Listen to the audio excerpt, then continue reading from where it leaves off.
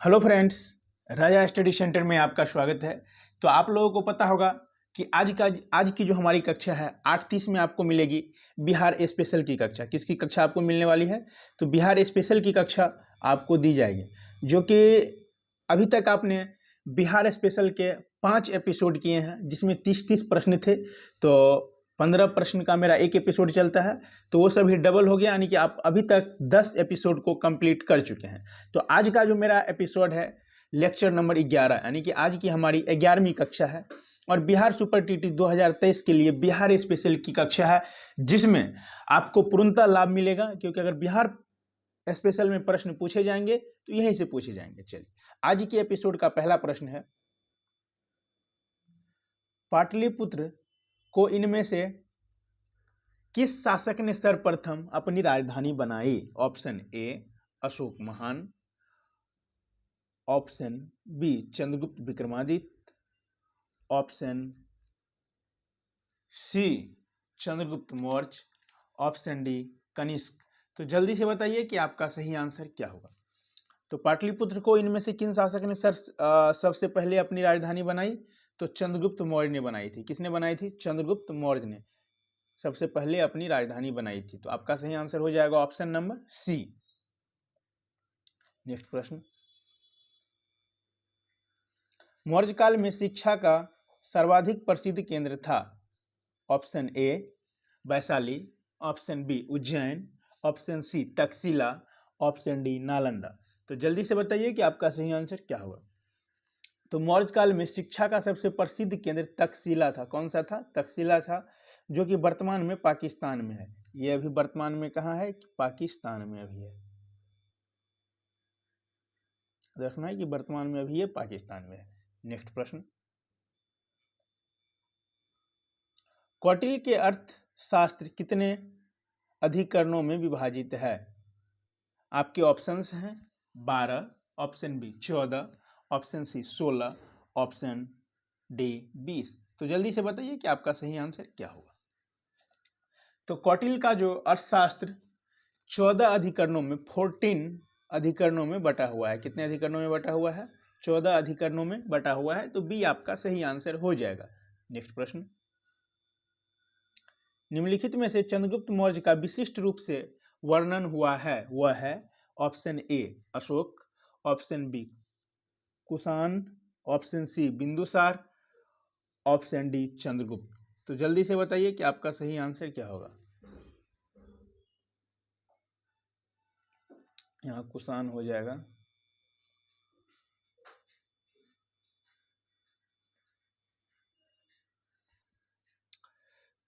चलिए जल्दी से बताइए कि आपका सही आंसर क्या होगा। वह है चंद्रगुप्त। निम्नलिखित में से चंद्रगुप्त मौर्य का विशिष्ट रूप से वर्णन हुआ है वह कौन सा शासक है? चंद्रगुप्त। तो डी आपका सही आंसर हो जाएगा। नेक्स्ट प्रश्न, जिसके ग्रंथ में चंद्रगुप्त मौर्य का विशिष्ट रूप से वर्णन हुआ हो वह है? Option A Bhasa, option B अश्वघोष, option C Vishakhadatta, option D Shudraka. तो जल्दी से बताइए कि आपका सही आंसर क्या होगा। यहाँ विशाखादत्त होगा, ये थोड़ा मिस्टेक है, विशाखादत्त। तो जल्दी से बताइए कि आपका सही आंसर क्या होगा। तो आपका सही आंसर हो जाएगा ऑप्शन नंबर सी विशाखादत्त। क्या हो जाएगा? ऑप्शन नंबर सी विशाखादत्त आपका सही आंसर हो जाएगा। नेक्स्ट प्रश्न, मगध में मौर्य वंश के शासन की स्थापना किसने की थी? ऑप्शन ए सम्राट अशोक ने, ऑप्शन बी बिंदुसार ने, ऑप्शन सी चंद्रगुप्त मौर्य ने, ऑप्शन डी इनमें से कोई नहीं। तो जल्दी से बताइए कि मगध में मौर्य वंश का शासन की स्थापना किसने की थी। तो मौर्य वंश का जो पहला शासक था चंद्रगुप्त मौर्य था। कौन था? चंद्रगुप्त मौर्य, और उसी ने मौर्य वंश की नींव डाली थी मगध में। तो क्या हो जाएगा? सी आपका सही आंसर हो जाएगा। नेक्स्ट प्रश्न, निम्नलिखित में से मगध का कौन सा राजा सिकंदर महान का समकालीन था? Option A Mahapadmananda, option B Chandragupta Maurya, option C Sukalpa, option D Dhanananda. तो जल्दी से बताइए कि आपका सही आंसर होगा क्या होगा। तो प्रश्न का कहने का अर्थ है कि जिस समय में सिकंदर भारत पर आक्रमण किया था उस समय सिकंदर के समकालीन कौन था जो कि मगध पर शासन कर रहा था या सबसे बड़ा साम्राज्य भारत में था, तो वो था घनानंद का। क्योंकि और बहुत सारे राजा हैं उसके समय में, लेकिन जो विशेष रूप से पूछा जा रहा है कि उस समय में मगध ही सबसे विशिष्ट और सबसे शक्तिशाली था, तो उस समय में मगध ही था। तो मगध का शासक घनानंद था जो कि महान सिकंदर के समकालीन था। तो डी आपका सही आंसर हो जाएगा। नेक्स्ट प्रश्न, नंदवंश के पश्चात मगध पर किस राजवंश ने शासन किया? ऑप्शन ए मौर्य वंश ने, ऑप्शन बी कुषाण वंश ने, ऑप्शन सी गुप्त वंश ने, ऑप्शन डी शुंग वंश ने। शुंग वंश होगा, तो जल्दी से बताइए कि आपका सही आंसर क्या होगा। नंदवंश के पश्चात मगध पर मौर्य वंश ने शासन किया था। कौन सा वंश? मौर्य वंश ने शासन किया था। तो ए आपका सही आंसर हो जाएगा। चंद्रगुप्त मौर्य ने घनानंद को मारकर मौर्य वंश की नींव डाली थी। तो आपका सही आंसर हो जाएगा ऑप्शन नंबर ए। नेक्स्ट प्रश्न, किस मगध सम्राट ने स्वयं को एकराट कहा? तो option A Bimbisara, option B Ajatashatru, option C Ashoka, option D Mahapadma Nanda. जल्दी से बताइए कि आपका सही आंसर क्या होगा। तो आपका सही आंसर हो जाएगा ऑप्शन नंबर डी महापद्म नंद। इन्होंने अपने आप को स्वयं को एकराट कहा था। क्या कहा था? एकराट कहा था। नेक्स्ट प्रश्न, अभिलेखों में किस शासक का उल्लेख प्रियदर्शी, क्या हो जाएगा यहाँ पर? Priyadarshi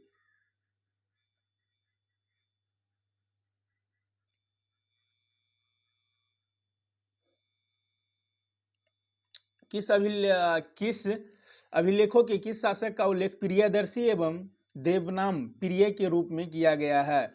option A Chandragupta Maurya, option B Harshavardhana, option C Samudragupta, option D Ashoka. तो जल्दी से बताइए कि आपका सही आंसर क्या होगा। तो इसमें सही आंसर हो जाएगा ऑप्शन नंबर डी अशोक। क्या हो जाएगा? अशोक से संबंधित है। किससे है? अभिलेखों में किस शासक का उल्लेख प्रियदर्शी एवं देवना प्रिय के रूप में किया गया है? तो अशोक, महान अशोक का किया गया है। किसका? अशोक राजा का। नेक्स्ट प्रश्न,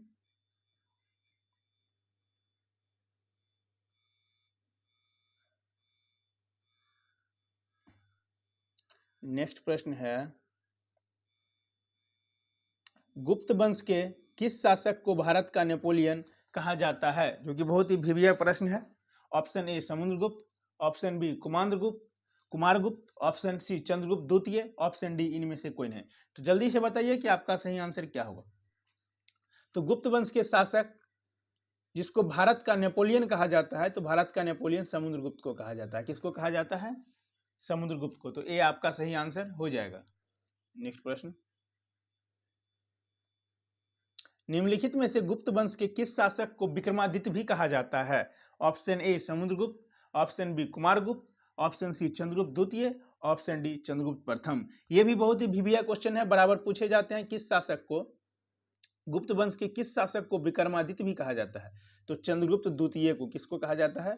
चंद्रगुप्त द्वितीय को। तो सी आपका सही आंसर हो जाएगा। नेक्स्ट प्रश्न, मौर्य वंश के पश्चात किस वंश का राज स्थापित हुआ? ऑप्शन ए शक वंश, ऑप्शन बी शुंग वंश, ऑप्शन सी सातवाहन वंश, ऑप्शन डी कुषाण वंश। तो जल्दी से बताइए कि आपका सही आंसर क्या होगा। आपको बताना है मौर्य वंश के बाद, मौर्य वंश के पश्चात किस वंश का राज स्थापित हुआ? तो वो हो जाएगा आपका शुंग वंश। किसका हुआ था? शुंग वंश। आपको याद रखना है, बी आपका सही आंसर हो जाएगा। नेक्स्ट प्रश्न,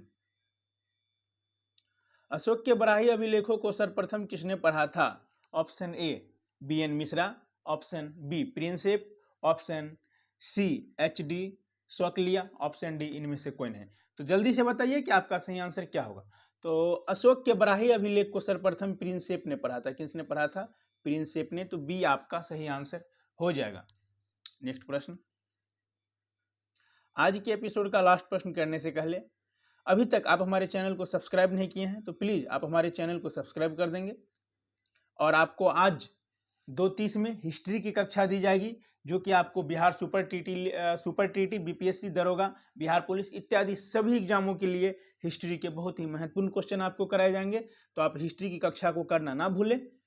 तो आज के एपिसोड का प्रश्न है, केवल वह स्तंभ जिसमें अशोक ने स्वयं को मगध का सम्राट बताया है।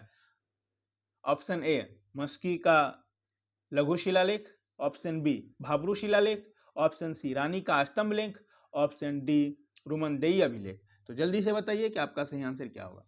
इसमें आपका सही आंसर हो जाएगा, अशोक ने जिस अभिलेख में बताया है मगध का सम्राट बताया है उसका नाम है मस्की का लघु शिलालेख। क्या है? मस्की का लघु शिलालेख। तो ये आपका सही आंसर हो जाएगा। इसी के साथ मिलते हैं फिर नेक्स्ट वीडियो में। जय हिंद।